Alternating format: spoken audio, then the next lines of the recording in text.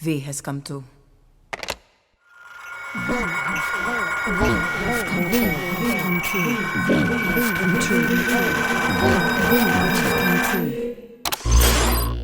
V has come to.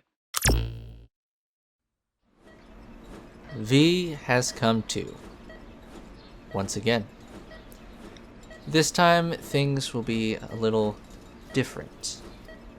It's no secret that Metal Gear Solid 5 was a troubled and divisive game. I'm of two minds about it myself. One issue that people took with it was its meandering plot that seemed to come and go and was seemingly incomplete. One Reddit user took it upon himself to restructure the Phantom Pain so that the pacing was tighter and the game was more concise in general. This new structure removed a lot of the missions that do little to move the story forward and shifts things around to keep some momentum. Reading this Reddit post inspired me to adapt it into a Let's Play, which clearly is what this is. I won't be adapting it exactly as is. This will be a modified version with some omissions and additions.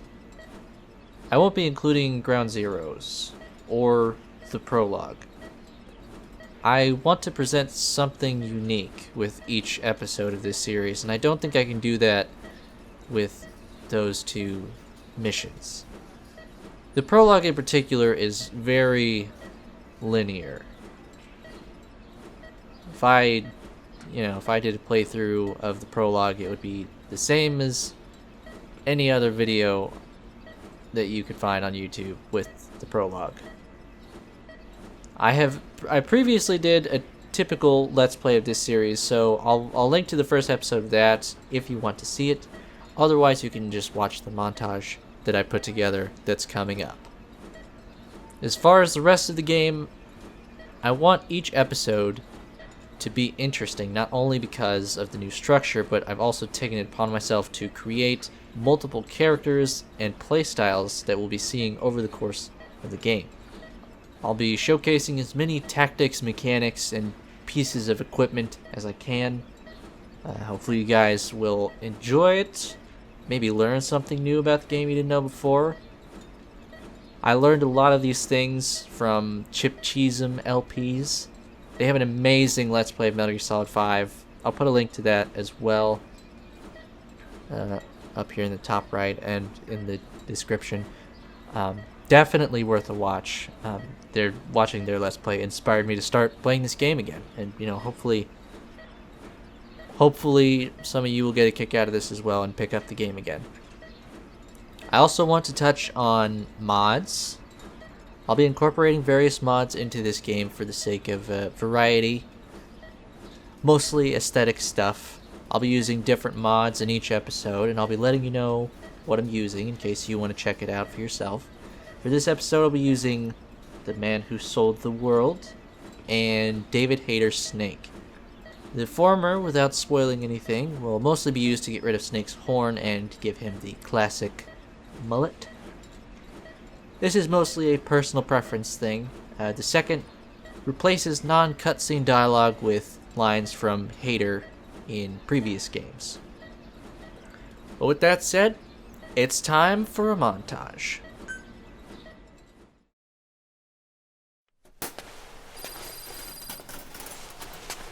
Who is me?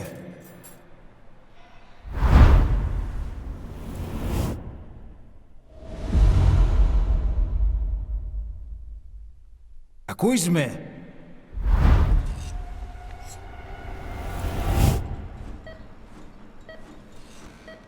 Can you hear me?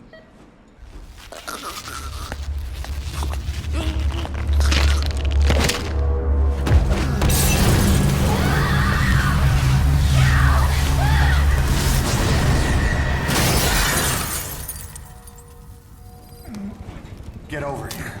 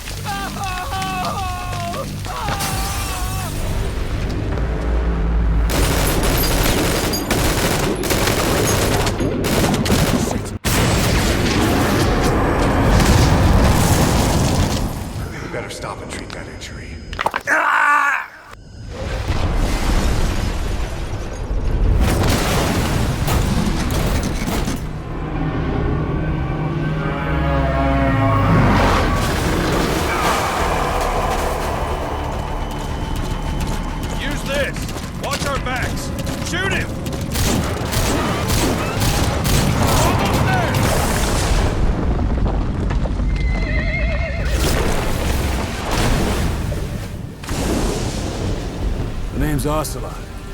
Big boss. My cipher, Kazuhira Miller. He's in Afghanistan.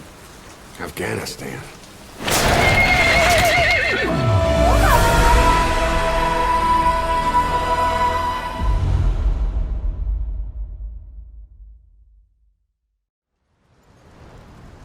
And there you have it. That's basically how the prologue goes, more or less. Except much longer, and there are some more details in there. But you get the gist.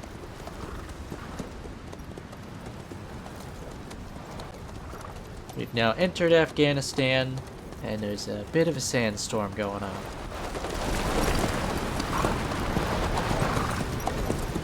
The area ahead is under total Soviet control. Miller's been captive for 10 days. Not much time left. Weather will clear shortly. Storm's passing. There's that beloved iDroid. Every time I play this mission, I'm reminded of the fact that I turned it off. The audio guidance for the iDroid, I should say. Ooh, bit of a glint up on that rock face there. You'll probably notice that Snake has both his arms. That is also an effect of the Man Who Sold the World mod. Getting used to it? Obviously, for this particular mission, we're going for a classic Snake type setup. Got the bandana and everything.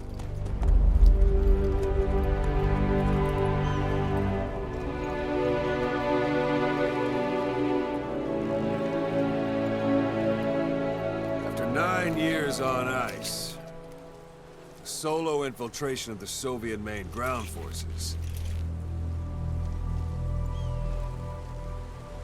should be the perfect warm-up.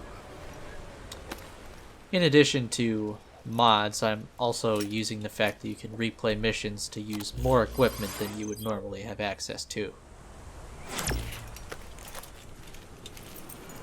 Kazuhira Miller is being held in Dawandehar to the north. Check.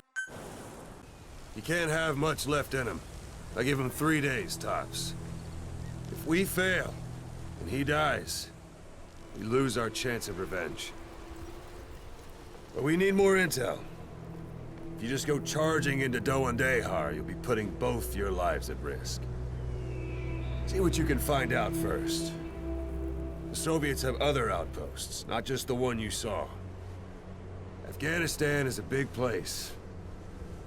I expect you'll become quite familiar with those binoculars as you plan your next move.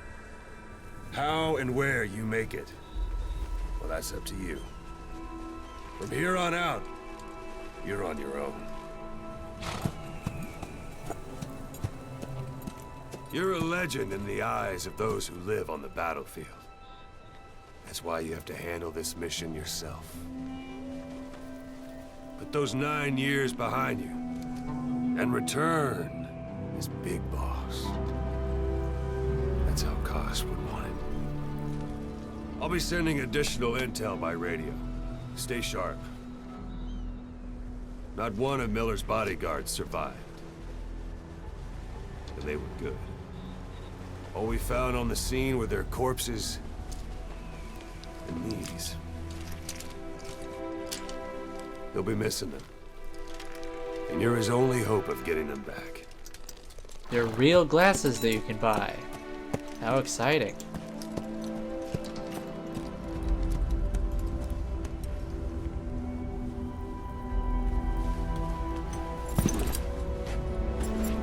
Now go! Let the legend come back to life. And Ocelot is also a real person. Because he basically just looks like Troy Baker with a bit of facial hair. And he's gone. Yeah, he actually instantaneously Fultons out of here. But fun fact, if you turn around, there's actually a little tutorial area back here. Why don't you do a little more practice in those ruins? Shooting, taking cover, climbing obstacles. See to it that 9-year gap doesn't slow you down. Also, I'm going to be talking over all these radio transmissions with Ocelot because, dear God, does he like to talk a lot. Anyway, we gotta check out this little glint on this rock face here. You might even find some unexpected routes that way. Keep an eye out for cracks on your travels. Boom, diamond. Happy Hanukkah. But yeah, if you were so inclined, you could, you know, practice all of the various moves, such as the run and jump there, which I totally bombed. And there we go, much better. They even give you some additional ammo so you can practice shooting and such. But I think I got a hold of the basics, honestly.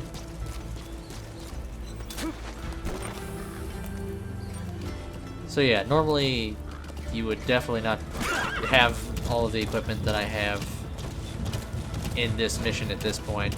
You're almost at the enemy outpost, Violo Village. But that's why I'm doing this Let's Play, to, you know, change things up, show off different stuff. This first mission's honestly gonna be pretty, you know, straightforward in terms of how we play through it and what kind of stuff I'm showing off. But, you know, there's still a couple of things in here that'll probably be new to some people. I mean, oh, I used to play woefully straightforward. As I was mentioning earlier, I would basically just trank dudes and fault them all the time.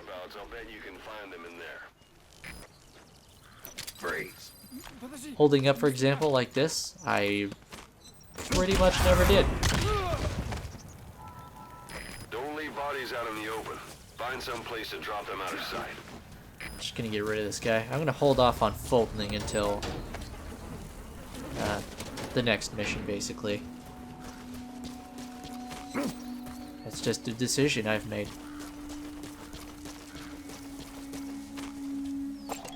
Another mod which I didn't mention at the top of this episode is Infinite Heaven. Now, this is one I always have installed, and it does a lot of things. It does very, very many things. But mostly what I'm going to be using it for in this LP is time manipulation. You can change the time of day and the speed of time. Typically in this game, time goes about 20 times faster than it normally does. So, you know, a minute passes in, a minute in game passes in 3 real-world seconds. I think that's about right. Yeah.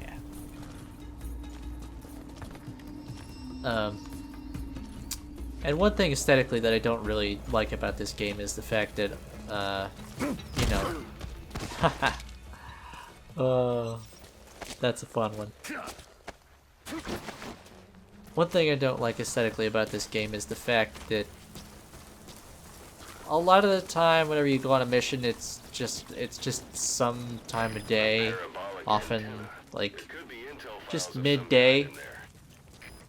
And midday lighting is just whatever, and you know, sometimes it'll be night. But now I can control what time of day it is, and that'll be nice. Let's give this guy a nap. There we go.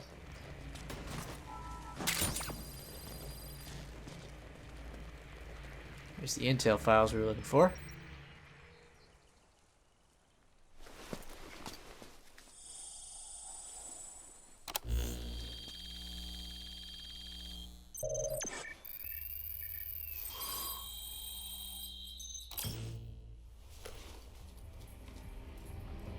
So you picked up an intel file. Now we know where Miller is. I'm marking it on your iDroid. So, this... Uh-oh. They've been spotted.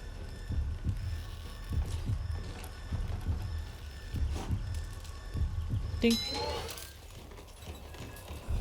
Always keep an empty magazine handy. It may save your life. This episode is actually a couple of different playthroughs stitched together. You know, I did a couple passes on this mission. and I've combined the best bits from each version. So maybe a little bit of inconsistency here. Like, this is actually the guy that we just put on the couch a minute ago. But obviously he's no longer on the couch, as you can now see. Just minor little change. By the way, pro tip, if you get somebody on the ground like that and, you know, hold them up, they will pretty much stay down forever. It's kind of like a gimmick, I guess you could say. It's even better than putting them to sleep or stunning them because they just never get up. Unless somebody stumbles upon them and tells them to get up, or I think if an alert breaks out, they'll also get up.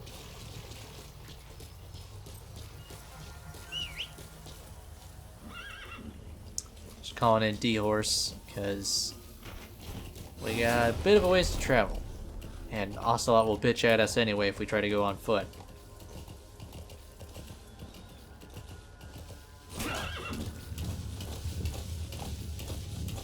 D-Horse is pretty useful in the early missions. You know, he allows you to move at a pretty nice pace while still being hidden. And, you know, his purpose is sort of diminished later in the game once your, you know, sprint ability has been improved. You can run almost the same speed, I want to say.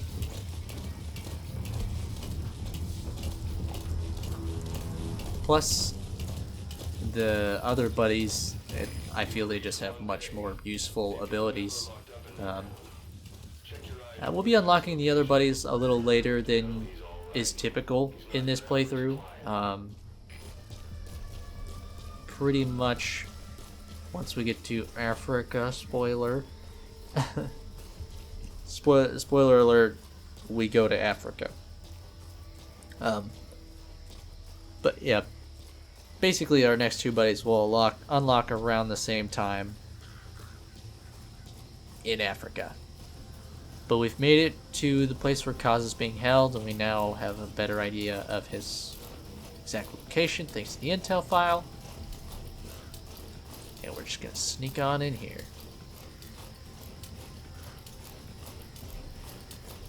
Also, a good tidbit to note if you're sneaking in somewhere.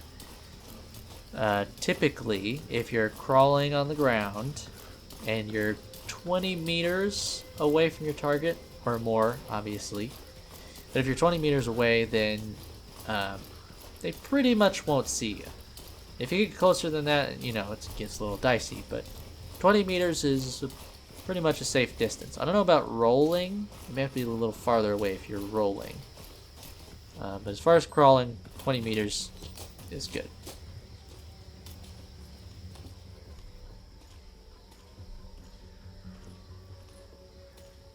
And among other reasons, it's a good reason to mark people.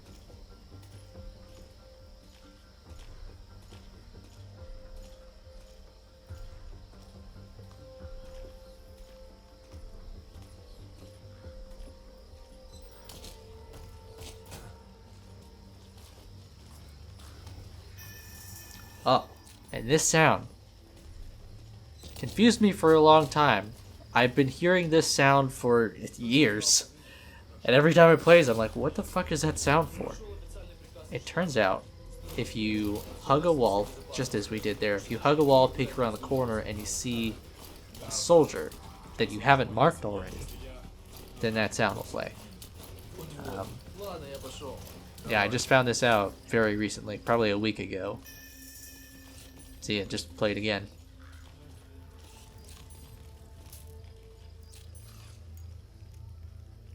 I was gonna wait here for a minute to see if I could get a particular dialogue to trigger about this guy, Ivan Ivanov, who I believe is actually another character that we're gonna be seeing in the next episode. I think. I would have to listen to the dialogue again, but I do believe that's him.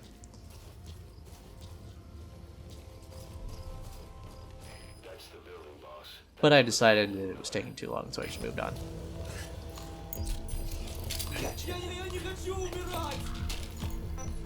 Not bad for a rookie. Been spotted by this guy. So you can actually tell people to get down.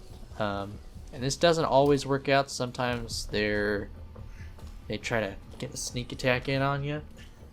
Sometimes they don't understand you. If you don't have the right interpreter, they don't know what you're saying.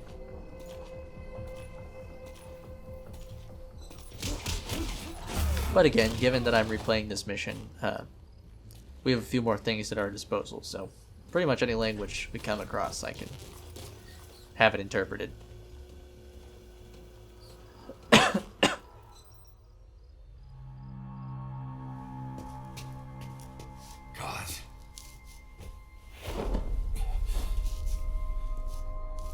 No more use for me, huh? God, it's me. I'm here to get you out. Snake. They do something to your eyes? No, it's just bright as all.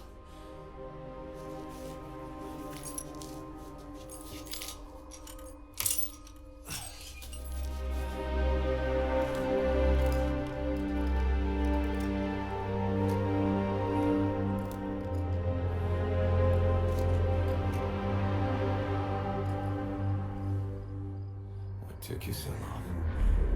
We'll talk, but not here.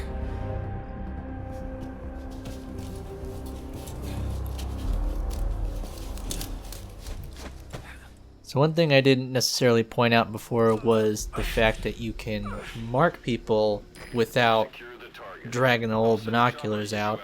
It probably isn't really much of a time saver, but you can instead click in the right analog stick and do a little zoom, and it'll mark the target for you. Also, I figured I'd be nice and put Kaz on the bed there.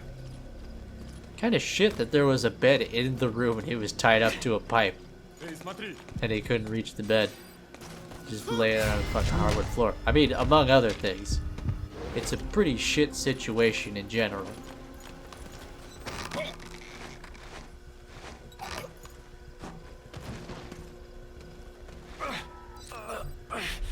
Alright, let's grab Kaz and get the gosh dang heck out of here.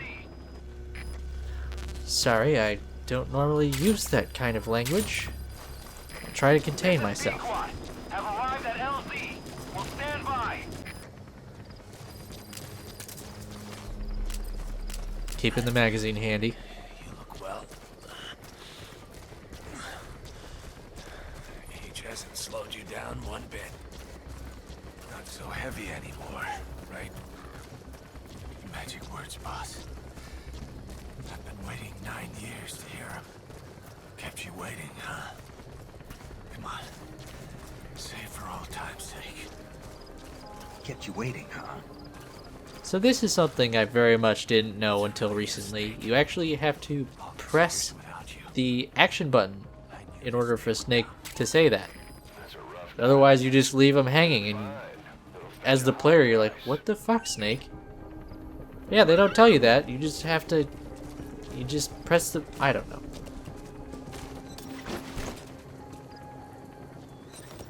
I had a weird glitch with D-Horse here where he wouldn't let me get on even though I was pressing the button.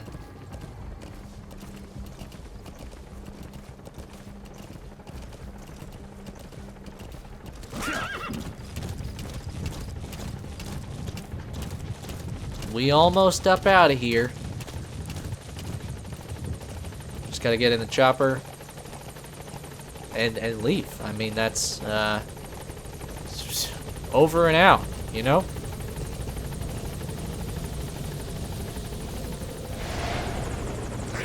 Ahab, do you read me? This is Pequod. There's a gas covering the LZ. We can't land. Okay. Pulling back. You know what? Pequod's always taking any excuse not to land. There's a bit of gas. Gas. You just gotta lower the helicopter like, I don't know, 10 meters? It's them.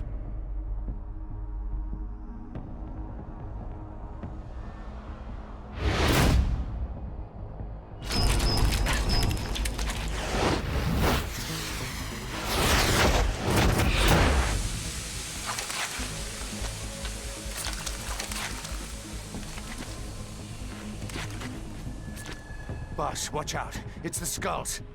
Don't let them find us. Boss, whatever that mist is, it's all around you. We can't see through it. I'm changing the RV so it's outside the mist. Get over there. The chopper will be waiting. I mean, you can see.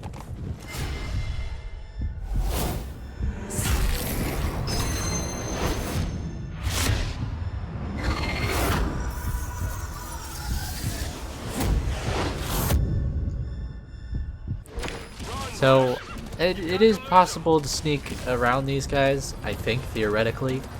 But they move incredibly slowly, and they split off.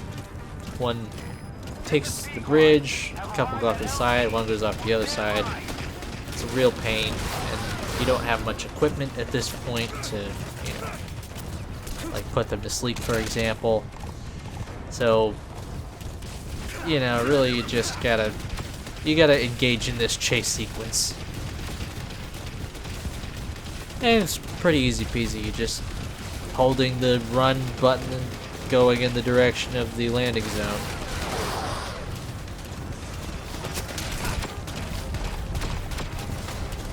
Kaz took a surprising number of hits and survived. Sure is a trooper. Also, I just want to note that Kaz, in this particular moment where he's about to talk, always reminds me of Clancy Brown. Those things. That's the unit that attacked us before. They came at us real fast in the same kind of mist. Our men, survivors from 9 years ago, were wiped out in minutes. I don't know what they want, but it's them. No mistake. I mean, right? Sounds like Clancy Brown. But anyway. Put Miller in.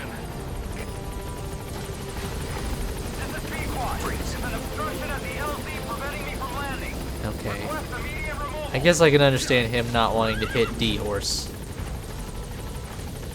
But there are even some cases where I've got a car under the landing zone that would, you know, he wouldn't hit it if you were to come down. He's like, oh, I won't do it. Come on, Pequod.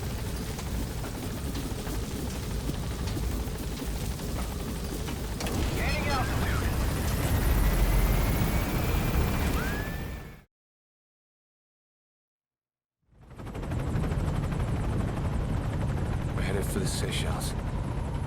That's where our new home is now. Hey. That was some operation we had, huh? 9 years ago.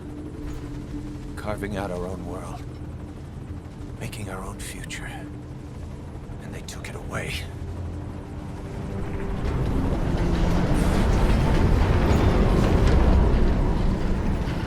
A little heavy on the turbulence there, Pequod. Maybe I'll be looking for a replacement soon. I'm gonna rebuild it. Make a new place. Together. That we can call home. Also, I just want to point out, it would be way louder than this in a helicopter. Yeah, we were dogs, all right. Slinking around out of Cypher's sight. Digging up whatever kind of dirty money we could find. You name it.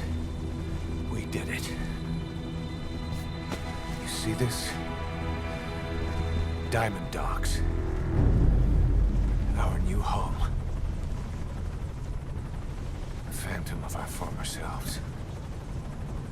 Triumph. Death. We weren't allowed either. Yeah. I remember it all. I remember it like it was 9 years ago.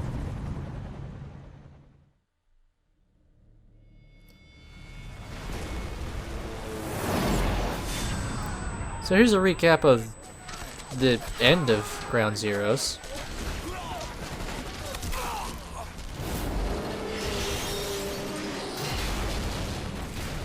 And also the prologue to Metal Gear Survive, which is the best Metal Gear game. They played us like a damn fiddle! Help me, Snake. Chico. It all ends soon, exactly as I've planned.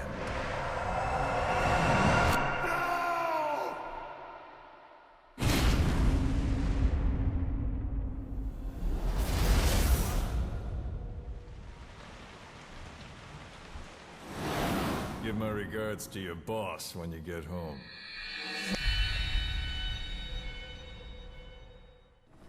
What? Oh, where am I? Snake. Oh, right. Why are we still here? Just to suffer. Every night, I can feel my leg, and my arm, even my fingers. The body I've lost, the comrades I've lost, won't stop hurting. It's like they're all still there. You feel it too, don't you? I'm the one who got caught up with Cypher. A group above nations, even the US. And I was the parasite below, feeding off Zero's power. Kaz, what are you talking about? Seriously. They came after you in Cyprus. Then Afghanistan. Cypher just keeps growing. Swallowing everything in its path. Getting bigger and bigger. Who knows how big now? Boss. I'm gonna make him give back our past. Take back everything that we've lost. And I won't rest until we do. Now kiss me! Approaching Mother Base.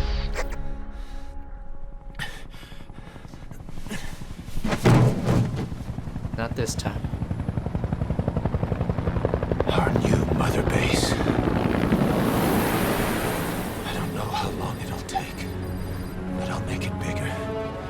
Better than before. Gosh. What should I do? Boss? Tell me. Tell me like you used to. The sexual tension between Snake and Kaz is insane, which we'll see over the course of the game.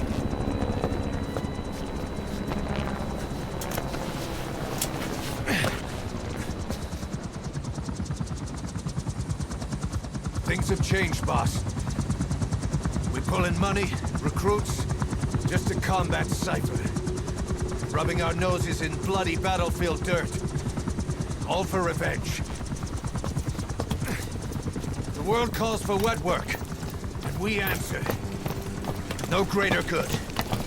No just cause. Cause. Cypher sent us to hell.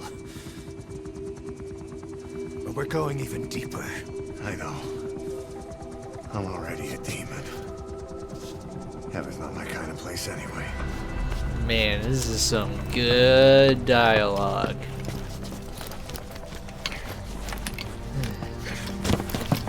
This game just flips between standard military jargon and fanciful poetry in not the most elegant way. Dogs of war for 9 whole years. That ends today. Now you're not sleeping, and we're not junkyard hounds. We're diamond dogs. Okay, sir, time to lie down. Let them talk. It just forced him onto the table. It's great. We can crush Cypher, boss. And you can build the army that can do it. Just one thing, Kaz. This isn't about the past. We're fighting for the future.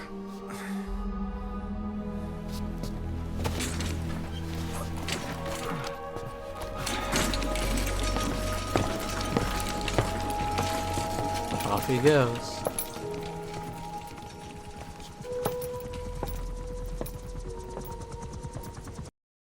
Thus concludes episode 1. The next episode will not be mission 2, like I said at the top. We'll be skipping a fair few missions, but I have added back in some of the missions that were removed in the Reddit post. I will of course be linking that in the description along with everything else. Next episode will feature a completely different character with different equipment and sensibilities, so stay tuned. Oh, and if you liked this, do let me know. I'm terribly vain and desperate for validation. Anyway, thanks for watching. See you in the next one. First, put him to sleep. You have a tranquilizer gun, don't you?